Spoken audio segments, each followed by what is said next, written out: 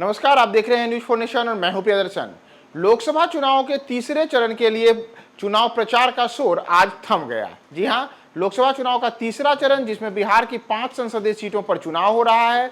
7 मई को वोट डाले जाएंगे और 7 मई को पड़ने वाले वोटिंग के पहले अब चुनाव प्रचार का शोर थम चुका है। तमाम सीटों पर जो तमाम राजनीतिक दलों के अलग अलग चुनाव प्रचार करने के लिए नेता आए थे, उन्होंने पिछले कई दिनों से लगातार बड़ी जोर आजमाइश की है और उसके बाद अब अररिया, सुपौल, मधेपुरा, झंझारपुर और खगड़िया सीटों पर अब मतदाता 7 मई को फैसला लेंगे कि आखिर वे किसके पक्ष में मतदान करेंगे। फैसला 4 जून को आएगा। लेकिन इन सब के बीच आपको बता दें कि इस बार के चुनाव में इन 5 सीटों पर किन किन के बीच मुख्य मुकाबला है। तो दरअसल अगर हम बात करें झंझारपुर सीट की, तो झंझारपुर सीट पर कुल 10 उम्मीदवार हैं और 10 उम्मीदवारों में यहां पर रामप्रीत मंडल जदयू के मौजूदा सांसद हैं और उनको एक बार फिर से जदयू ने यहां उम्मीदवार बनाया है। पिछला चुनाव इन्होंने 3 लाख वोटों से ज्यादा के अंतर से जीता था और इस बार यहां उनके मुकाबले में महागठबंधन की ओर से वीआईपी प्रत्याशी सुमन कुमार महासेठ है। लेकिन इस सीट पर रोचक मुकाबले को बना रहे हैं गुलाब यादव, जो कि इस बार बसपा के टिकट पर चुनाव मैदान में उतरे हैं। और आपको बता दें कि झंझारपुर सीट से पिछली बार यानी कि वर्ष 2019 में रामप्रीत मंडल जदयू के उम्मीदवार थे और गुलाब यादव राजद के उम्मीदवार थे। लेकिन इस बार राजद ने गुलाब यादव को टिकट नहीं दिया, तो पूर्व विधायक गुलाब यादव राजद से बागी हो गए और अब बसपा के टिकट पर चुनाव मैदान में है। उनकी सियासी ताकत को आप ऐसे ही समझ सकते थे कि गुलाब यादव खुद विधायक रहे हैं, उनकी पत्नी मौजूदा समय में एमएलसी हैं और बेटी जिला परिषद की अध्यक्ष हैं। तो ऐसे में सुमन कुमार महासेठ जो महागठबंधन की ओर से यहाँ वीआईपी प्रत्याशी के तौर पर आए हैं, उनके लिए गुलाब यादव बड़ी मुश्किलें पैदा कर सकते हैं। तो झंझारपुर में जहां मुकाबला त्रिकोणीय है, वहीं उसके बाद अगर हम बात करें मधेपुरा की, तो मधेपुरा में एक बार फिर से 2 यादवों के बीच मुख्य मुकाबला माना जा रहा है।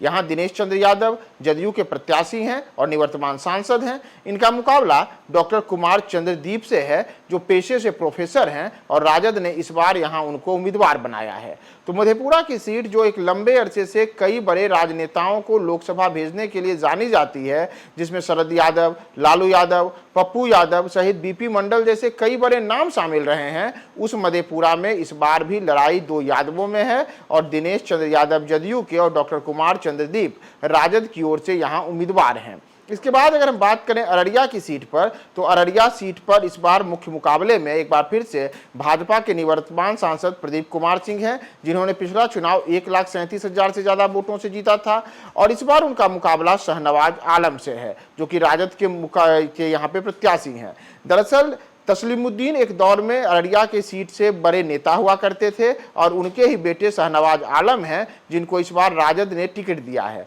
हालांकि पिछले चुनाव में शाहनवाज के बड़े भाई यहां से चुनाव हार गए थे और इस बार यहां पर जो अलग अलग जो गोलबंदियां हैं, उन गोलबंदियों में लालू यादव की पार्टी राजद मुस्लिम और यादव वोटरों को साधन में लगी है, क्योंकि यहाँ पे करीब जो 44% वोटर्स हैं वो अकेले मुस्लिम कम्युनिटी से आते हैं और करीब 13% वोटर यादव कम्युनिटी से आते हैं।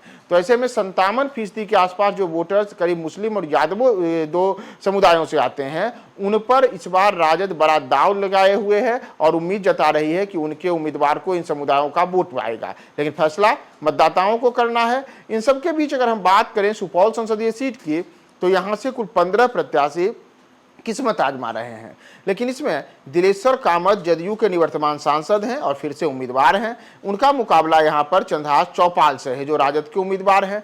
इन दोनों के बीच के मुकाबले में इस बार यहां पर काफी रोचक मुकाबला माना जा रहा है, क्योंकि जो पिछला चुनाव हुआ था उसमें भी यहां पर अलग अलग किस्म की चीजें देखने को मिली थी। इतना ही नहीं, सुपौल का अगर आप इतिहास उठाकर देखेंगे तो वर्ष 2009 के बाद से लगातार सुपौल में अलग अलग सांसद बनते रहे हैं। इस बार सुपौल क्या करेगा, यह बेहद महत्वपूर्ण है, क्योंकि दिलेश्वर कामत और चंद्रहास चौपाल के बीच बैद्यनाथ मेहता एक निर्दलीय ऐसे प्रत्याशी हैं जो इस बार के चुनाव में वहां पर उतरे हुए हैं और स्थानीय होने के साथ ही साथ इनका यहां काफी ज्यादा प्रभाव माना जाता है। तो सुपौल के बाद अगर हम बात करें खगड़िया की सीट पर, तो खगड़िया की सीट पर चिराग पासवान की प्रतिष्ठा दांव पे लगी है। यहाँ राजेश वर्मा कैंडिडेट हैं एलजेपी रामविलास से और उनके मुकाबले में वामपंथी दल से आने वाले संजय कुमार यहाँ सीपीआईएम के कैंडिडेट हैं। इन दोनों के बीच ही आमने सामने का मुकाबला है। हालांकि खगड़िया में कुल 12 प्रत्याशी चुनाव में किस्मत आजमा रहे हैं, लेकिन इन सबके बीच जो खगड़िया, जहां की वर्ष 2009 के बाद से बड़े स्तर पर एनडीए ने अपने आप को वहां पर जमाया